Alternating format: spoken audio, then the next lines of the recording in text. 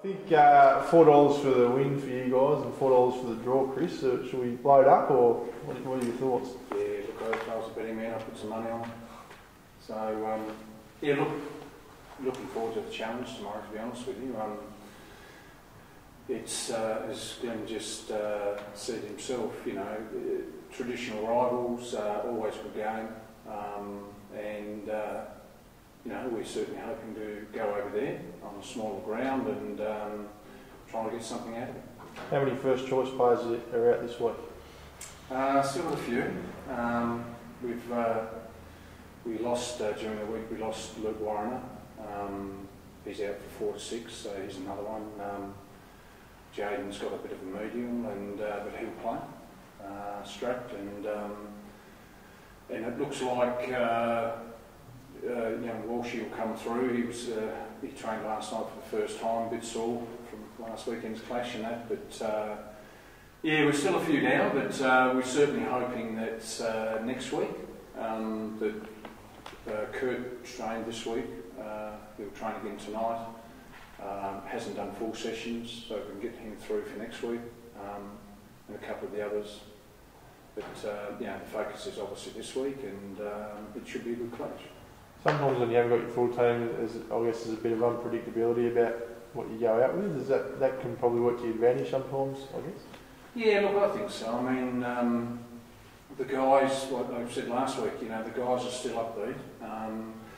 It's been a disappointing season, I suppose, looking at the list that we started with to what we've got now, but, you know, that's sport, and I've heard people talk about, you know, is it the game, are they game-related injuries, are they training injuries, we're not doing the right thing at training, and the majority of the injuries, we've got 2 pre-existing injuries in players from previous times, previous years, that have flared up again, and the rest of the injuries are generally game-related. So, you know, I don't think we're doing anything wrong at training. I think we're working hard. We're working hard on that possession game, which is probably our biggest issue at the moment, maintaining that possession, playing the smaller type of game so we can build things up as a unit. But yeah, look, the guys are still upbeat and looking forward to the challenge Sunday at 3 o'clock. What do you think of Braden Mann's hit last week? Oh, look, interesting enough, I had a coffee about an hour ago with the referee. It was the referee that did that game, and I go back many, many years, and I have my view on that.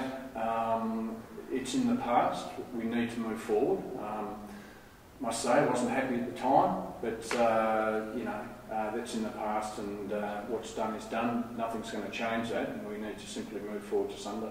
Has he got a bit of a reputation now, do you think, for that sort of stuff? I think we need to leave that to the referees to look at those type of tackles on a week-to-week basis. To be honest with you, I've got a lot of respect for Braden Mann as a player. I think he's a fantastic player for the game in this state, and you know, I'll leave it at that. Is it not just a problem for him then, it's sort of a league problem? Then there's a bit of it going on, do you think? Once again, you know, the administrators of the game out in the middle, we all see things differently. You can line 10 people up and everybody might have a different view.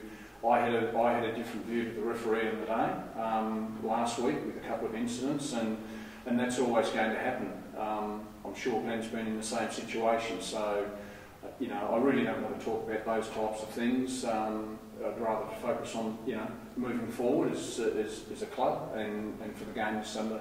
Generally though, do they do a good job, the referees?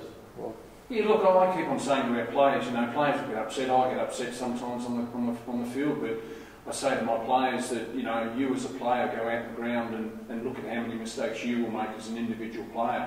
You can't expect a game of football to go for 90 minutes or whatever period of time and expect a referee not to maybe not see something because they're in the wrong angle or something like that. So I think people are going to make mistakes, whether they're a player, whether they're an official. It's part of the game. It's been there since the game first started, and it will continue in that vein. Chris's video coverage of the games made a difference in that regard? I mean, Wynn had the clip which clearly showed man's foul, and we've never had that before, have we? No, and sometimes it makes you a little bit more hot under the collar, to be honest with you. But look, you know, the video coverage, and that's good. AFL is very interesting and intriguing, and I had a conversation during the week regarding, you know, using that type of evidence of the games being recorded as a follow-up for things that may have been missed during the game. I think the issue with AFL in comparison to us, you know, we use one camera. I think there's legality issues with regards to AFL's requirement with their games to have a certain number of cameras at each ground to cover those for legality purposes. So to try and answer your question, I think it's good for the game, it's good to review things, it's good for hopefully the referees to look at those and review those incidents and all that sort of stuff, but it's from a legality perspective, we're not going to get into boardrooms with appeals and all that sort of stuff and have any success based on the fact that we have one camera sitting up in the grandstand taking footage of a film. What did the referee say to you? Look, that's a private conversation between me and Kim. No, I mean... Oh, sorry. Not technically. I put me in a coffee this morning. Yeah, no. Yeah, look, he told me to sit down. I questioned about the number of continued fouls the player was committing. I don't like seeing anybody sent off at all in any game, but I got a little bit frustrated and he simply told me to sit down, and I told him I didn't have to sit down. And apparently there is a requirement where I do have to sit down. It's interesting. I always thought that we were allowed to have one person standing in the technical area, but I've been advised this morning that I can stand, or any coach can stand to give instructions, and then the requirement in the rules of the game are to you then need to retreat back to the inside the technical area, back to the coverage or whatever it is. So I learned something this morning.